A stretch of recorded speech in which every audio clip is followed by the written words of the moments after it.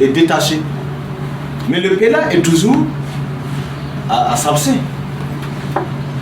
C'est nous les Kurumba. C'est manque de compréhension. Parce qu'il n'y a pas d'entente. Nous ne voulons pas respecter nos cultures et nos coutumes comme nous le sommes aujourd'hui. La nouvelle génération qui ne connaît pas parce qu'ils ne veulent pas. Voilà pourquoi on est attribué par d'autres personnes. Et c'est comme il l'a remarqué, nous partons à quelle destination. Mais avec votre contribution, espérons que ça va y aller. Donc, c'est les Sawadogo qui donnent les interdits, que ce soit les 3 doigts, les 2 doigts, ou le seul doigt. C'est comme il l'a expliqué, hein. Ça dépend de ta taille, ça veut dire de ton caractère, de ta gestion, de comment on te connaît, parce que tout le monde se connaît chez eux. Voilà.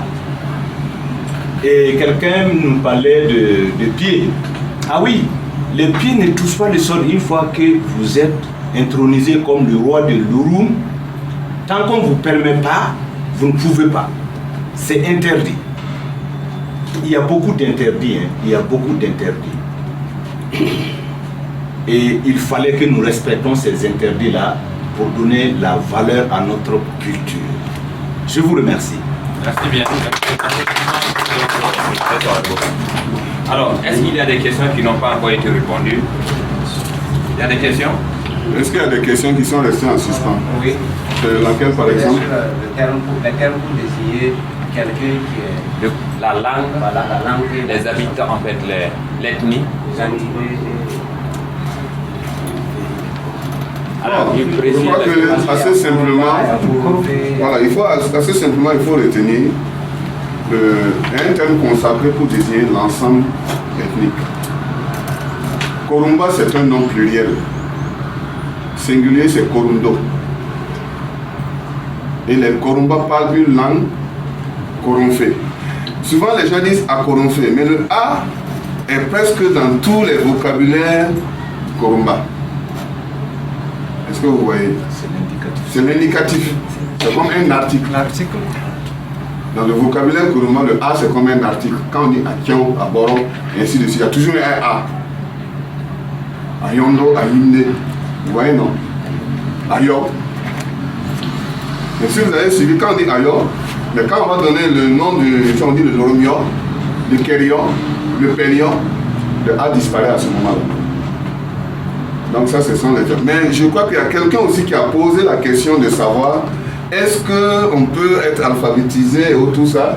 Je pense qu'au sortir de cette conférence, il y a un stand où International Terrain a proposé déjà des documents, ils sont là, ils peuvent vous dire.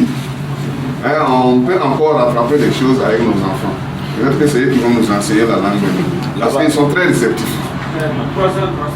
Là, je vais compléter encore avec ce qu'on fait, et que l'alphabétisation en Coranfé existe depuis 2005 par une association appelée Association pour le développement d'alphabétisation à Kobe Mengao.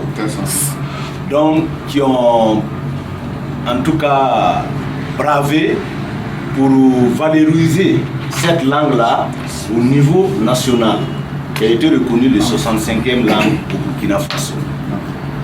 Donc, ils ont des projets avec le FONAF, le Fonds national pour l'alphabétisation. Alors, donc, ils font des opérations, en tout cas dans tous les zones. Il y a eu des centres d'alphabétisation à Pela, comme à Terio, et au Lorum et à Karo. Voilà pourquoi nous parlons du Koromandé. Voilà un peu, c'est pour vraiment résumer, pour dire que même à Ouagadougou, ici, nous avons des projets qu'on est actuellement en train de voir comment les activer pour pouvoir commencer l'alphabétisation avec nos difficultés au village. On pourrait continuer l'alphabétisation à Ouagadougou ici, bientôt en 2021. Merci. D'accord. Alors, oui, une autre question, excusez-moi. Non, je crois que c'est juste une question liée peut-être à la momification, mais bon, si c'est un peu... C'est pas ça, il y a surtout pour le royaume de Zana. Oui, c'est ça, Zana voilà, aussi. puisqu'on a parlé de Zana, Effectivement, dans le développement qui a été fait par rapport au mouvement migratoire Kurumba qui ont conduit à la création des 4 grandes royautés, Zana ne figure pas. Parce que Zana c'est devenu un grand centre par la suite. Mais il y a un Nayo qui, comme il a dit tantôt dans l'appellation Moyo, ça veut dire moi aussi je suis roi. Mais au niveau, comme on dit, de la hiérarchisation, le Zana est intronisé par le Lorong. C'est l'Ayo du Lorong, après son intronisation, qui, si on constate que le trône au Zana est vacant, il procède à la nomination. De même que pour un certain nombre de villages relevant un peu de sa royauté. Est-ce que vous voyez? Donc voilà pourquoi dans le développement, Zana c'est comme un appendice par rapport à... Parce que ce sont les gens du Lorong en fait qui sont au Zana. Est-ce que vous voyez?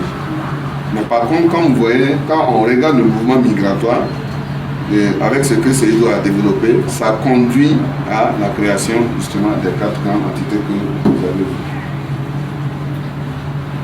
Question de momification, bon, je pense qu'on ne va pas revenir là-dessus. Ok, c'est bon, j'ai compris. Oui, et Ahmad. Bon, pour cette question-là, je pense que le petit frère Sambuka il pose la question. Sinon, c'est clair que historiquement, ce sont des conflits, c'est la même famille. Oui. Ils sont tous du Lorong et ils devraient tous oublier la chefferie du Lorong. À un moment donné, on a donné la chefferie au petit frère. Le grand frère s'est refusé à Zana et il dit qu'il est aussi le chef. Voilà. À partir de ce moment, toute sa descendante ne peut plus briguer La chefferie du Lorong. du Lorong.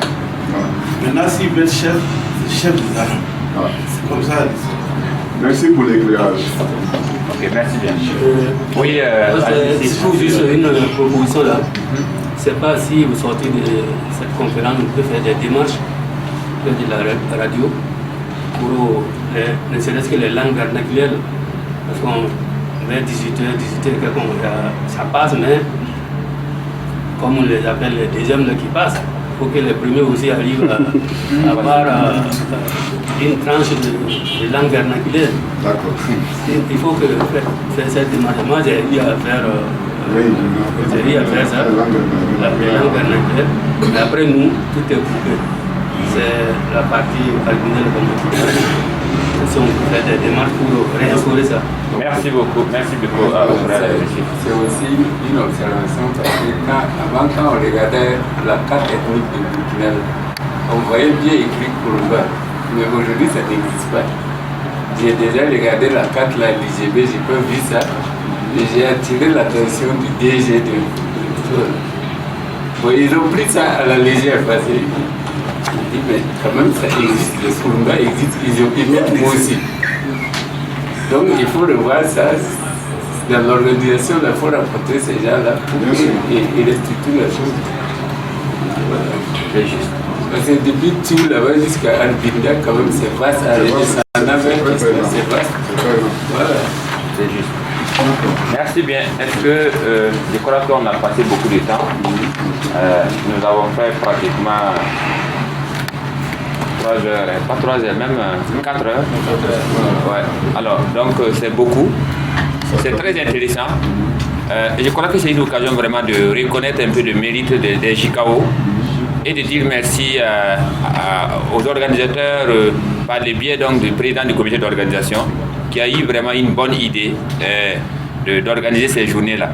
Alors, donc ça nous a permis de nous connaître d'abord, de connaître un peu notre histoire à travers donc, les conférences, cette conférence donnée par vraiment des frères qui sont bien imprégnés des réalités Kurumba.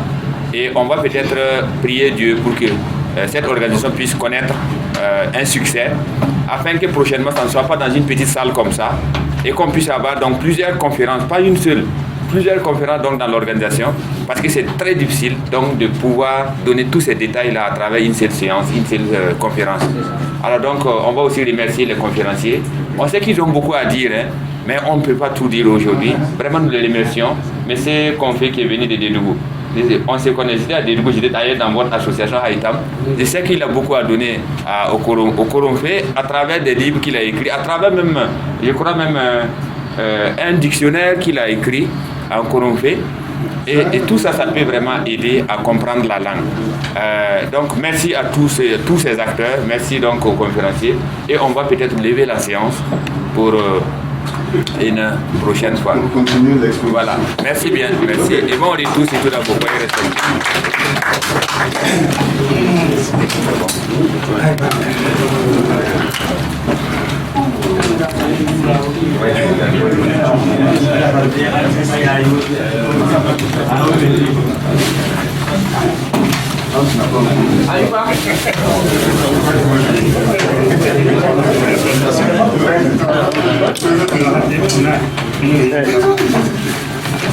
Allez,